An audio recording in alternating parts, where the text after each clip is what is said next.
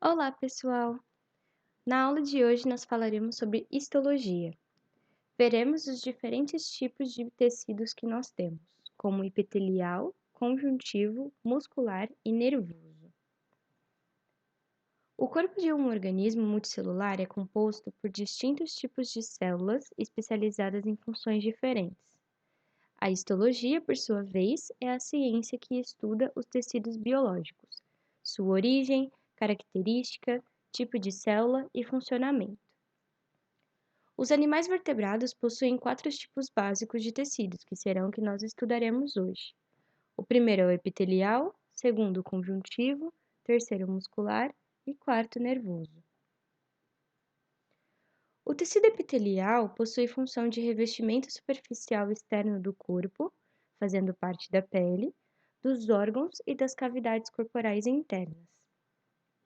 Libera substâncias úteis, como a função de glândulas, absorvem íons e moléculas, o epitélio intestinal, por exemplo, proteção e percepção de estímulos como a pele.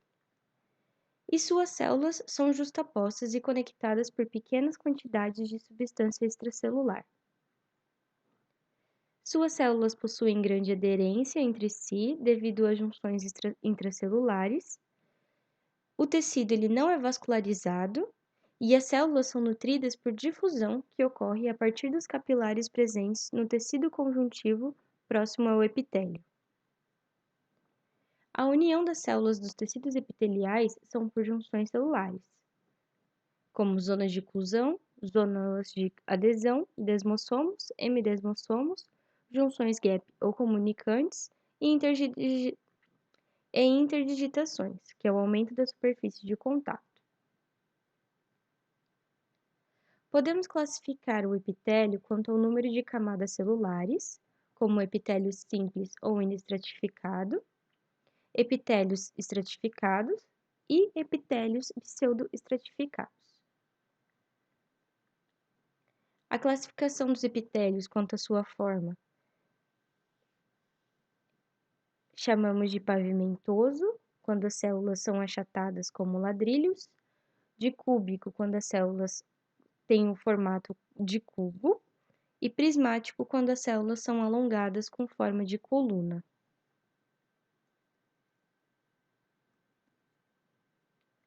A classificação dos epitélios quanto à sua função, nós chamamos de epitélios de revestimento. Podemos classificar também quanto à sua função. Temos os epitélios de revestimento, por exemplo, que servem para proteger e revestir as superfícies externas e internas, secretar diversos produtos, absorver substâncias, remover impurezas e pode apresentar receptores sensoriais. A pele é um órgão composto de epiderme e derme nos mamíferos. O excesso de queratina mata as células superficiais, os quais formam um revestimento resistente ao atrito e impermeável à perda de água. E outras células da epiderme são os melanócitos, que produzem melanina, que protege a pele contra a ação dos raios ultravioletas. Temos os sensores da pele, que são diferentes tipos de estruturas sensoriais, conferindo à pele a função de relacionamento com o meio ambiente, e estão distribuídos por toda a pele, existindo terminações nervosas livres responsáveis pela captação de estímulos ambientais. E por fim, nós temos os anexos da pele, como os pelos que participam do isolamento térmico, glândulas sebáceas que lubrificam a pele e glândulas sudoríparas que regulam a temperatura corpórea.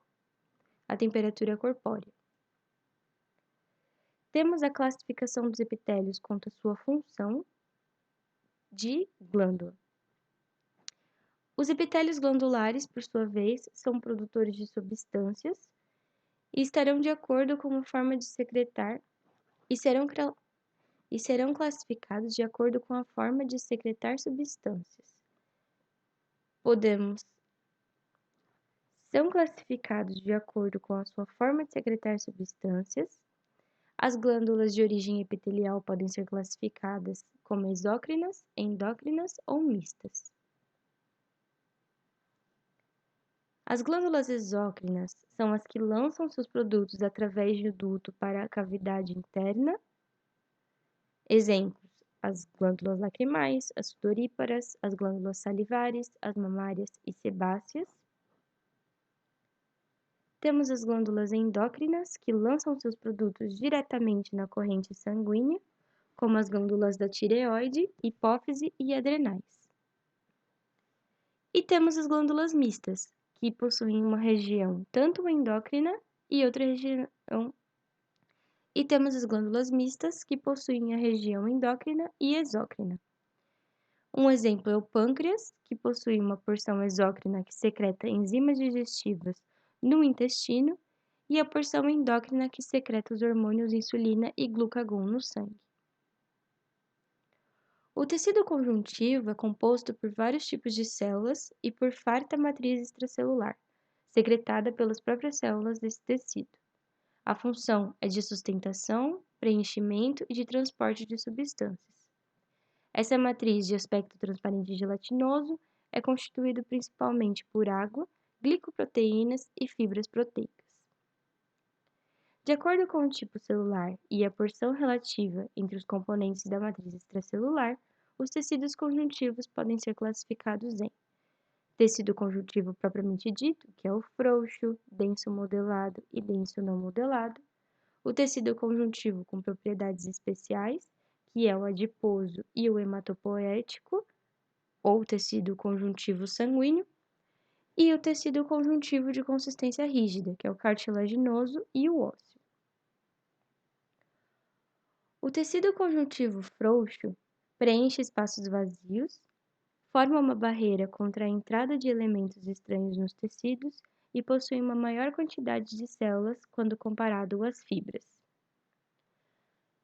Os tipos de fibras que ele apresenta são as colágenas, elásticas e reticulares, fazendo parte do tecido. Os tipos de célula que ele apresenta são macrófagos e Os tipos de célula que ele apresenta, em grande quantidade, são os macrófagos e os fibroblastos, e também apresenta células mesenquimatosas e os plasmócitos. O denso modelado e o denso não modelado predominam os fibroblastos e as fibras colágenas. Tem em sua maioria fibras colágenas quando comparado com a quantidade de células que estão presentes no tecido. Podem ser classificados com relação à organização dessas fibras em não modelado, ou seja, as fibras estão dispostas em feixes posicionados em direções diferentes, conferindo resistência à tração em várias direções e elasticidade. E o modelado, que apresenta fibras dispostas em feixes posicionados na mesma direção, movimento de rotação limitado, e existe uma grande resistência à tensão em uma certa direção. O tecido conjuntivo adiposo apresenta uma possui substância intracelular em menor quantidade. As células estão cheias de lipídios, as quais são chamadas de adipócitos. E as células adiposas possuem vacúolo grande e central de gordura, que altera o volume conforme o metabolismo. O tecido conjuntivo hematopoético corresponde ao tecido sanguíneo. Ele é formado por células, que são a parte figurada desse tecido, imersas no meio líquido, o plasma, que consiste na parte amorfa desse tecido. A parte figurada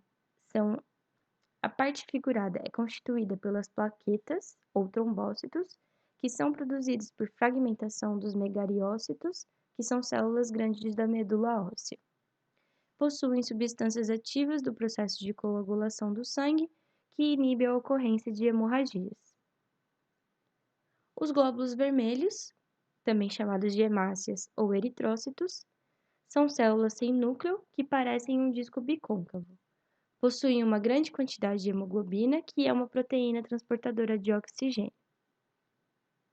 Os glóbulos brancos, chamados de leucócitos, que são células do sangue relacionadas com a defesa do organismo.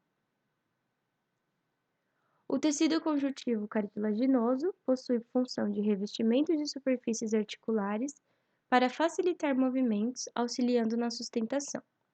Ele é imprescindível para o crescimento dos ossos longos, são avasculares e não possuem nervos.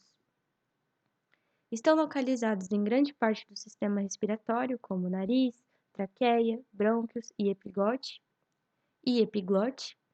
algumas partes da laringe, na orelha externa e nos discos cartilaginosos entre as vértebras, que abrandam o choque dos movimentos sobre a coluna vertebral.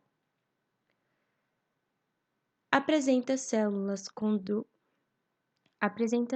condroblastos, que secretam as fibras colágenas e a matriz, e os condrócitos, que estão alojados em lacunas da cartilagem e possuem uma atividade baixa.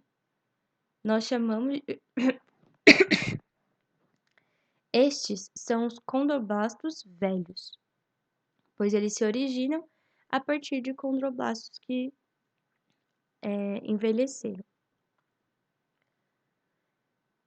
Temos o tecido conjuntivo ósseo, que possui função de sustentação e composição dos ossos do esqueleto dos vertebrados. Apresenta um tecido rígido devido à matriz rica em sais de cálcio, fósforo, magnésio, além de fibras de colágeno, que aferem certa flexibilidade ao osso. Os tipos de células do osso são os osteoblastos, que são células jovens. Possuem longas projeções citoplasmáticas.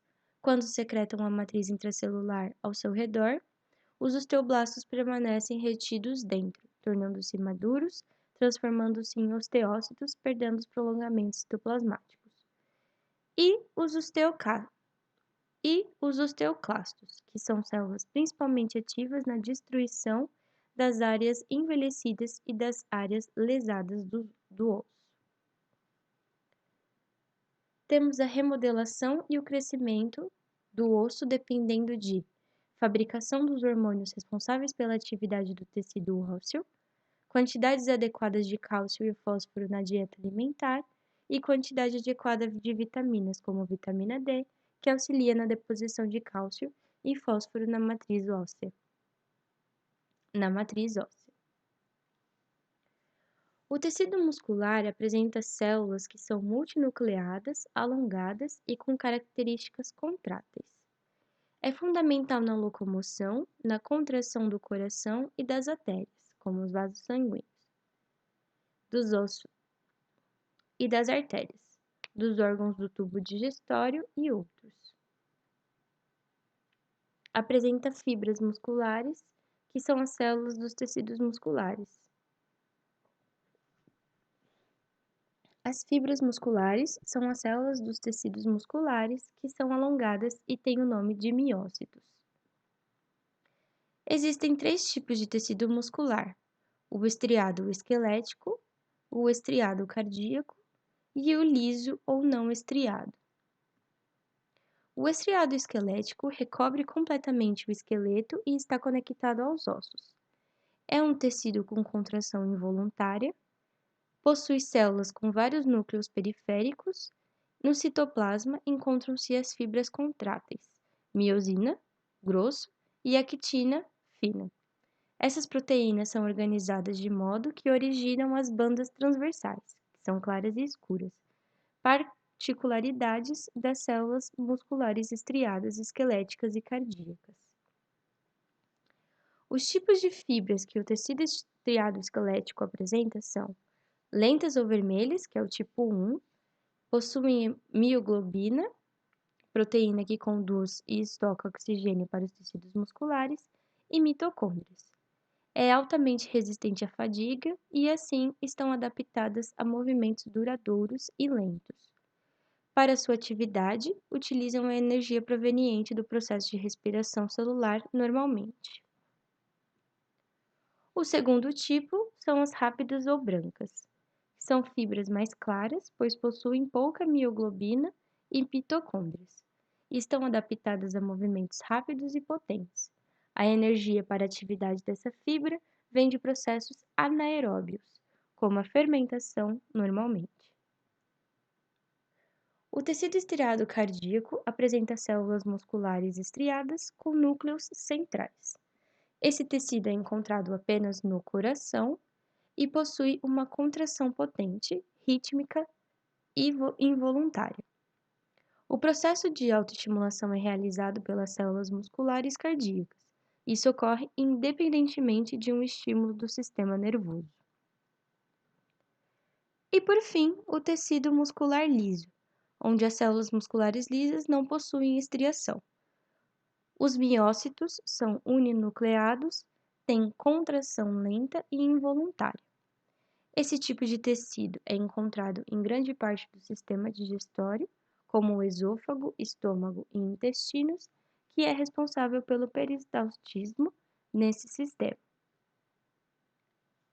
Por fim, o tecido nervoso apresenta células com longos prolongamentos citoplasmáticos e que realizam a função de receber, gerar, codificar e transmitir impulsos nervosos. Os seres vivos interagem com o meio e reagem aos estímulos do ambiente. Praticamente não há substância intercelular nesse tecido e seus fundamentais constituintes celulares são os neurônios e as células da glia. Os neurônios são células nervosas que recebem, codificam e transmitem estímulos nervosos, permitindo ao indivíduo responder a mudanças do meio.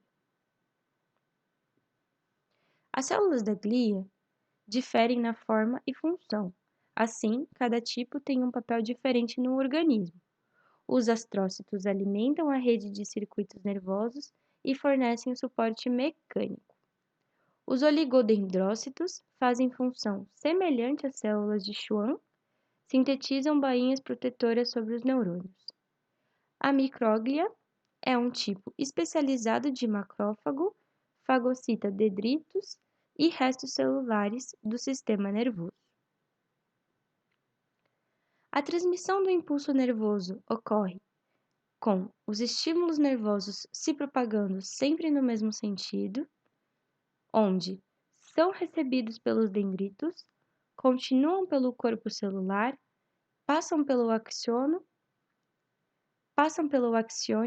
a qual transmite à célula seguinte, prosseguindo com a transmissão. Ele propaga-se através de uma região denominada sinapse, onde a sinapse é a química mais comum, na qual não há contato entre as membranas das duas células. Os mediadores químicos, que são os neurotransmissores, são liberados na porção terminal do axônio através de vesículas secretoras. Ao cair na fenda sináptica, os neurotransmissores geram os impulsos nervosos na célula subsequente. E por hoje é só. Na próxima aula, nós veremos taxonomia e reino.